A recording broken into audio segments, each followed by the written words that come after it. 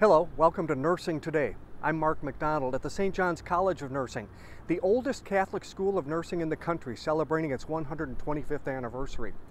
They've seen a lot of changes here, but never have the changes come as fast as they have in recent years. The roles of technology and government make this one of the most dynamic professions. During this program, we'll look at the education and training of nurses, the many roles they play in treating their patients, and where this dynamic field is headed. First, education and training. Well, Brenda Jeffers, you are the Chancellor and Dean of the oldest Catholic College of Nursing in the country. Absolutely. And so you and this institution have seen a lot of changes. Yes. Haven't you? 125 years. 125 years of changes. Very honored to be the Chancellor and Dean at this time. I'll bet you are. Yes. You have a PhD in nursing. I do. And I asked you earlier, okay, a PhD in nursing, what in the world, if you weren't running a college, what would that be used for? Right, and you know, a PhD in nursing, nurses, the majority of nurses that have a PhD teach. And they serve as faculty members in colleges and universities, and as part of that, they have their own program of research. So PhD nurses learn to research problems of interest to them and how to better care for patients. For example, what's the best type of education program for an adolescent that's just been newly diagnosed with diabetes? How much do family members need to be involved in that? Looking at all of those variables and the complexity to make sure that that adolescent gets the best care possible and is able to keep their blood sugar under control. Now, most nurses, of course, are never going to get a PhD. Most of them are going to work in a nursing unit, probably in a hospital, or they might be a home health care nurse or something like that. They'll get their Bachelor of Science and they'll become a registered nurse. And that's what probably 90% of them will do. But that's what you need to train people for here, right? That's basically what you really want to get to the nuts and bolts of training the people who are going to be doing the nursing in the future years. Absolutely. At the baccalaureate level, we prepare graduates to provide care at the bedside, but also to lead a team within the hospital setting or outside the setting. So helping them learn how to work with other disciplines is really important. So they want to really develop, we really want them to develop those leadership skills as well as just delivering the care at the bedside. So how do you work with other disciplines to have the best outcome and advocate for that patient that you're caring for? So here at St. John's College, our graduates do graduate with a Baccalaureate of Science in Nursing. And then of course there's that next hurdle that we talked about, that the student has to be able to pass that licensure exam to be able to be registered and function as a professional registered nurse. Okay, so that's where the registered nurse terminology comes from. It's sort of like being certified by a board, I guess. Absolutely. After they get there. And everybody that graduates from here has their Bachelor of Science. That's correct. Okay. They come to you at this school, and this is true of many nursing schools, I assume, with 2 years of college behind them. That's correct. At the baccalaureate level, what we have are students that come in that have had 2 years of chemistry, sciences like chemistry, biology, math, statistics. They have social sciences like psychology and sociology, which serves them really well. They need that foundation to be able to understand the complexities, human, dynamics, family dynamics, and to really interact with the patient that they're caring for. Being a nurse, as you know, is a very personal type of profession. You have a very, what I call, intimate relationship in a professional way with your patient. They tell you things that they would never tell anyone other than the fact that you're a nurse. So understanding all of those pieces about what the person is experiencing, understanding that human experience is really important, and the liberal arts and sciences help with that as well as with the technical piece of nursing. So the human experience is what we're really looking at. Let's explain where we are. We're in a lab. We're in a classroom, aren't we? At the College of Nursing. This is our laboratory. This is our basic skills lab.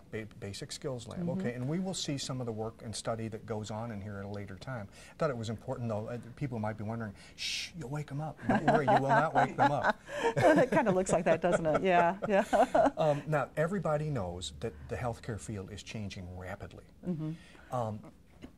How do you, as an administrator at a College of Nursing, get ahead of that? stay ahead of that? Because boy, there's going to be some rampant changing.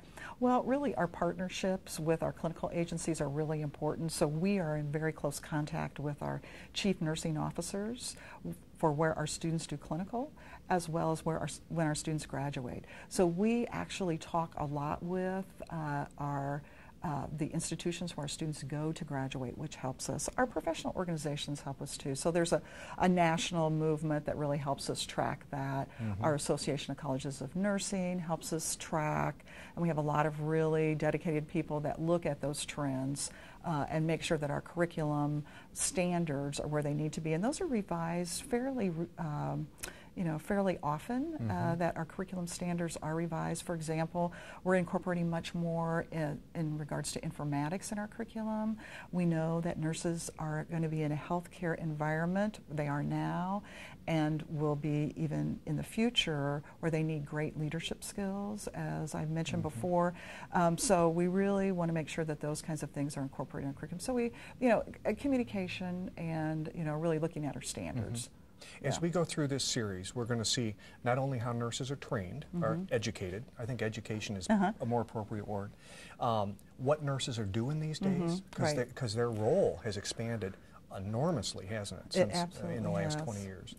And also, what down the road, what's going to be expected of nurses, and how might they be trained differently, as you foresee it. One last question, though, for you before we get into the training and education. If someone could ask you, what do you want your student to become? What do you hope for when a student leaves this institution? Well, we want to graduate a student that has a values-based practice, values-based leadership. The values of the Hospital Sisters are very important to our college. Our Hospital Sisters founded St. John's College, and we continue with that same philosophy in regards to sanctity of life, care of the individual, the empathy. So those are all very important. The caring, holism piece is very important to us. We also want a graduate that's able to think on their feet, can think quickly, and is able to size up situations and take action when needed. So that's very important. So a critical thinker, someone that's a lifelong learner. So those are all really important qualities. The humanist piece, leadership piece, and lifelong learner are very important. Now, when you do benchmarking, what do you think? Well, Gloria Brummer, here in the simulation lab, we have set up, some of your seniors are getting ready to take on a case. What's the situation they find? That's right. The seniors are helping us get ready for a scenario that we're going to do for the junior class next week, and that is taking care of a patient who's coming into the emergency room with chest pain. He's 65 years old. He said his pain feels like heartburn. So they're going to begin with taking his vitals, doing a nursing assessment, and beginning initial diagnostic testing, and they'll take it from there and give him some nitroglycerin. And this patient even talks, right? He does. So he can actually explain to them how he's feeling and respond to them. He does. Oh, okay, good. All right. So we're in the ER now, and he's come in with chest pains. Hi, Mr. St. John's. My name's Robin. I'm going to be your nurse today. This is Patrick and Ashley. They're going to be helping me get you set up. Ashley, you want to go ahead and put his armband on? What's bringing you to the emergency room today? Oh, I can't breathe and my chest hurts. Help. Okay, let's get some vital signs and oxygen on him. Start his IV. You're going to feel sick, Mr. St. John's. Let's go ahead and get him on the monitor, too. Put some oxygen on him. Okay, Gloria, so now it's to get the oxygen flowing, they're going to open up an airwave there, right? Right. He's getting oxygen so he can breathe better, and they've just put him on the monitor, and we see that he's a little tachycardic. His heart rate is fast. And that shows up on the monitor, right? Correct. Now these students, they know how to do this because they've read it in a book, but they've also gone through these exercises before, is that right? They may or may not have in clinical practice, but this is a scenario that we would like to take all of the juniors through because dealing with chest pain it's a quality safety issue that every nurse should know how to do well, and we're just beginning to grow in our simulation. We felt like this was a good scenario to do for all junior students. 121 over 81, that's pretty good. Let's go ahead and get a stat EKG. Ashley, when you get done with that, did you want to go ahead Sure, and I'll call get that? one of those for you. Okay, now she called for a stat EKG. What's that? An electrocardiogram that Mr. will be St. able to John's, give do a you take any 12-lead EKG of that medications? person's heart rhythm. Okay. No. Are you allergic to anything? No. Are you on any kind of Viagra? No. Cialis? No. Levitra? No. Good, okay. Let's go ahead and get the nitroglycerin ready. Now, nitroglycerin is a drug used for, what's that used for? It's medication for chest pain that will help dilate to Okay, decrease we're his going to give you pain. one nitroglycerin. You just need to put this under your tongue. Oh. He's still in pain, I assume. He is in pain. Oh. Are you still having pain? Oh. Yes. Okay. I'm going to wait 5 minutes and I'll give him another. Okay, it's very important to wait between nitroglycerins, isn't it? It is. We monitor their blood pressure and make sure that it's safe to give the next. And during this time, we'll just continue to monitor the patient, monitor the vital signs, and assess his level of pain. And then in the meantime, we're waiting for an EKG. Right. One nitroglycerin, he can have another one in 5 minutes. Yes. But as far as the emergency situation goes, it's at bay now. They've done what they can do. Yes. Yes. Okay, let's get another blood pressure on him. Well, Casey Schumacher, as the academic lead at this College of Nursing, you have a lot to say and do with what students find out about this institution, which ones come here, how they're counseled when they're admitted, and how they're admitted, those kinds of things. If you were to sum up what you're looking for in a nursing student, what would you say? I would like to tell you that we look for students with compassion, that we look for students with a great interest in nursing, people with people skills, that aren't afraid to get their hands dirty, people who have an interest in the sciences, the health sciences specifically. They need to have math, English, the reading, writing, and arithmetic skills. They come to us as juniors in college, so they will have 2 years of college prerequisites beforehand. Okay. And when they've completed those prerequisites, after meeting with our registrar, they meet with our registrar first to know which prerequisites we ask for. They complete those prerequisites, and then they also need to take what is called a TEAS, a TEAS 5. They will take that test, which will also let them know where their strengths and weaknesses are in the reading, writing, and arithmetic and health sciences. And that helps us know which students are stronger to enter into nursing, because you do need to be a strong student. This is a very rigorous program, and we need to set our students up for success. We don't want to set anyone up for failure. Right. And so we're very meticulous when we go through their files as they come in, because we do believe in setting our students up for success and then supporting them through the process of the 2-year program we have here, because they are juniors and seniors in college when we have them. Right. Okay. So even if you fulfill all those requirements, you're not assured that there's going to be a nursing spot for you in nursing school, because it's very it's in much demand, isn't it? It is. We had over 109 applications this year, and we only had 60 seats to fill. And so we do have a waiting list. Even though we've filled the seats thus far, it may occur that someone may choose not to come to our college. They may have had feelers out for different schools, and they may, for whatever reason, decide to go to a different school, and that's fine, and that would open up a seat for someone on our waiting list. But otherwise, our 60 seats are spoken for. Many of the students say it's hard. The curriculum is hard. Do you end up, like, part of your job is to counsel people? I mean, do you end up helping them or counseling them through a lot of this? Yes, I do. Yes, you do. Yes, sometimes students come here and they have, they're very good students, but they haven't been academically challenged like they could be. They've been able to make the grade, make the A's without studying before. And so when they come here and they realize they have to study. Sometimes they don't realize that until they're almost in academic probation at that first semester, and it's like, oh my gosh, I got a note from Casey that says I'm on academic probation and I have to come go talk to her. And so that's when you sit down and you counsel the student, you talk to them about what they need to do to strategize to be successful. And we have study skills that Beth Beasley, who is our student development officer, she helps them with study skills, and we can hook them up with different support systems as far as helping them be successful. Some students require tutoring, some just require study skills, others just need to be reminded that, okay, because you were at a junior college and you didn't have to study for that A, you're now here, and you are going to be learning to be a nurse, and you're going to be caring for patients as a profession. These are real people with real lives that you are going to have in your care. So this is serious business. Wake-up call. Yeah, it's a wake-up call. And I am glad to say that our students usually handle that wake-up call very well. They're like, okay, you're right, you know, and I can do it. Well, Joy Mock, you're a junior, right? Yep. So this is your first year in nursing school. Correct. Although you got your CNA earlier, right? Mm-hmm. So you've been in the nursing field for a while. Right.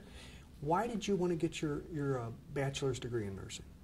I've always just had a passion for caring for people, and I really enjoyed taking science classes in different schools, different levels. Enjoyed learning about the different things that work in the body. Mm-hmm. Having a head for science is good in nursing, isn't it? Right. Is the study is it hard? Is it studying hard? It is. It's more time consuming than anything. I think if you have the time to do it, it's easier come time for tests and things because you've had enough time for your brain to absorb the material, because if you try to rush, you don't really retain the information. Cramming is not a good idea in Correct. nursing, huh? But especially for you, because you're a very busy person. You have a job too, don't you? Right. Yeah, doing what? I'm a nurse tech in pediatrics here at St. John's. Is that right? Yep. So you have worked with seniors before too. You Right. work with kids now, and you have worked with seniors before. Right, in assisted living. Yeah, yeah. So caring for people is sort of right up your alley, isn't it? Mm-hmm. Yeah. What do you think the hardest thing about nursing school is? I think just trying to find time to manage having a life outside of school, because you go from being in school and learning things every day to going home and studying, and there's not much time to just relax and spend time with your family and friends. Well, they say that even when you get your degree and start working as a nurse, there's a lot of time involved in that too. Apparently it's a Right. pretty busy profession. Are you ready for that? I think I'm transitioning to that. Transitioning, So, huh? yeah. Yeah. And do you have your major is in nursing? Do you have a favorite class? I really enjoy the childbearing class that we're in right now. Well, Liz, Ellis, we all have sort of a picture in our mind on the traditional nursing student. Yes. Female, 18 to 20, 21 years old, something like that. Looking for a profession that pays well, that welcomes females, and sort of a female attitude about taking care of people, those kinds of things. But not everybody these days that gets into nursing follows that motif, do they? No, most like certainly yourself, not. for instance. Do you mind if I tell your age? That's fine. Yes. 53 years old. Yes. Okay, and you're now a junior. Yes. Why did you pick nursing? Well, I have 3 sisters who are nurses, and I just never thought it was my field. And I came to a crossroad in my life, and it was time to make a decision. And when they say one door closes and another opens, and I applied for nursing school and was accepted and was very excited. You had to get your associate's degree first. Yes, I did. And was that a tough decision to make? Because that's a lot of time involved. Well, I started slow in the first semester, just to make sure. It's been quite a few years since I was in school, and I had to get my prereqs out of the way. And I started with a biology class, and I absolutely loved it. And so it was pretty smooth sailing through my prereqs. Yeah. So you felt, after you knew that, you felt, okay, I can do this. Oh, absolutely. Is it hard? Is nursing school hard? It is hard. It's a lot of late nights, and I thought those were over. Yeah. And but you just take one day at a time, and I've learned a lot about nursing. It's a lot more broader than what I thought, but they teach you a new way to think and a new way to solve problems, and I enjoy it. And I enjoy the younger students. They make me feel young. And there are still a lot of younger students, aren't there? Yes. Yeah. And most are. Yeah. Now, another interesting thing about you, you were an auctioneer. Yes. And who would think that you'd go from being an auctioneer to a nurse, but it can be done, Kandi. Absolutely. I don't know how I'll tie that all together, right. But it will eventually. I'll find that common thread. Well, thanks for visiting with us. Thank you.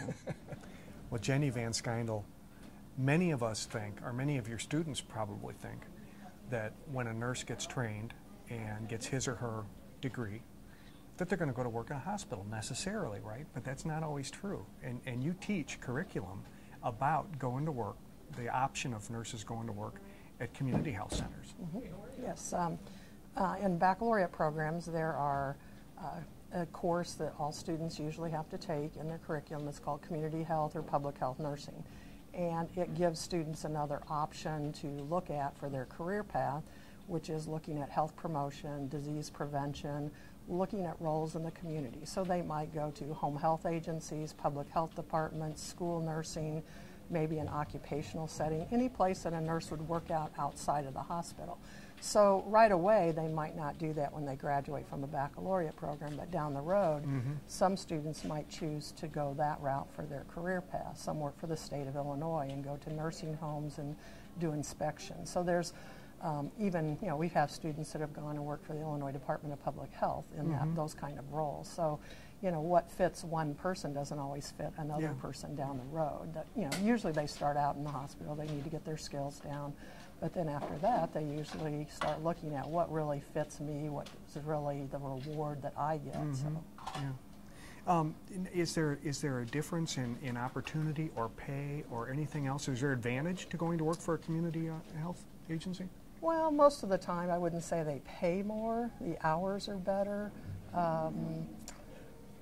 You don't work usually weekends and holidays and those type of things. The pay may be not as good, but sometimes down the road, pay is not always the most important thing of what you enjoy doing with your careers. Well, Gloria, we'll keep our voice down a little bit, but we get a chance to go along with some students who are doing clinical visits in the hospital. Right, right. These nursing students are in their team leading rotation, so they'll be graduating in May. Right now, they take a group of patients, and that group might be 5, 6, 8 patients, and they work closely with the team leader, and they understand the big picture of what's going on with the patient. They may or may not give their medications that day.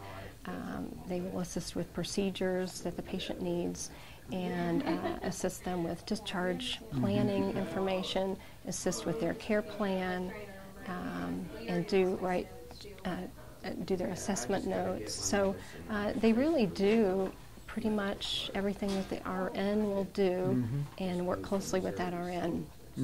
I noticed earlier as we were tagging along with some of these students, it was one-on-one with an RN going from room to room. That's not uncommon either.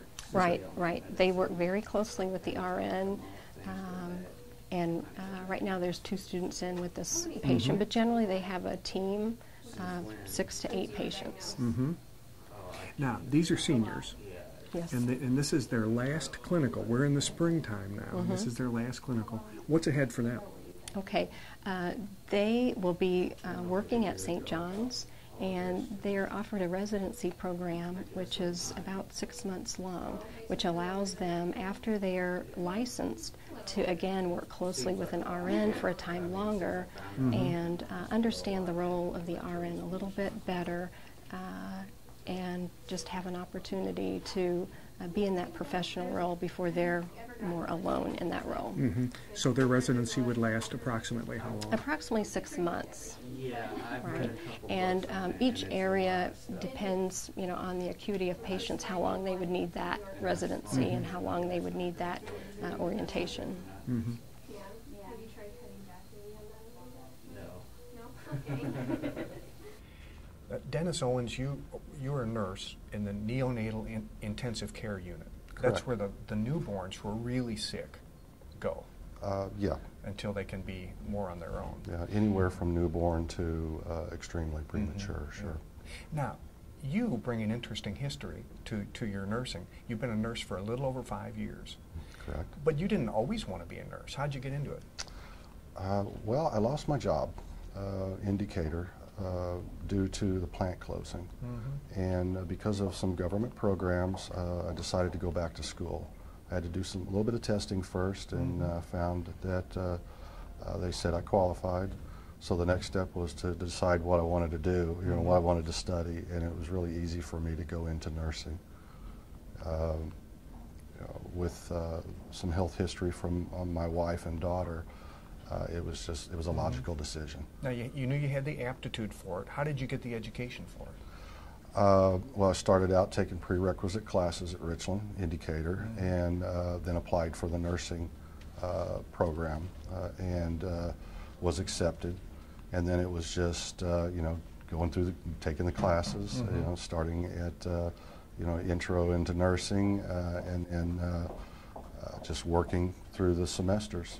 When you looked around you in your nursing class, did you notice that there weren't a lot of people that looked like you? Were most of them younger and female? Well, at first, most of them were definitely younger and female. But in my class, I went through the entire program with basically a core group of people, and we actually had quite a few men in that class. Really?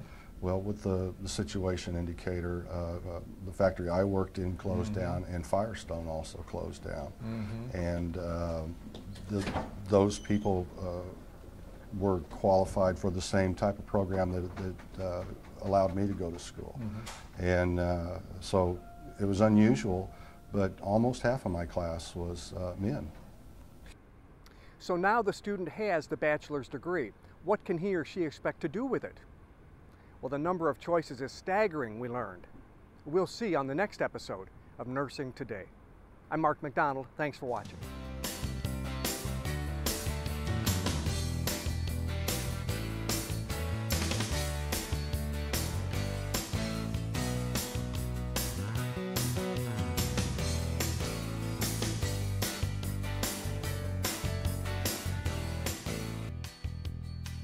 For a DVD copy of the program you've just seen, send $19.95 to Network Knowledge, P.O. Box 6248, Springfield, Illinois 62708.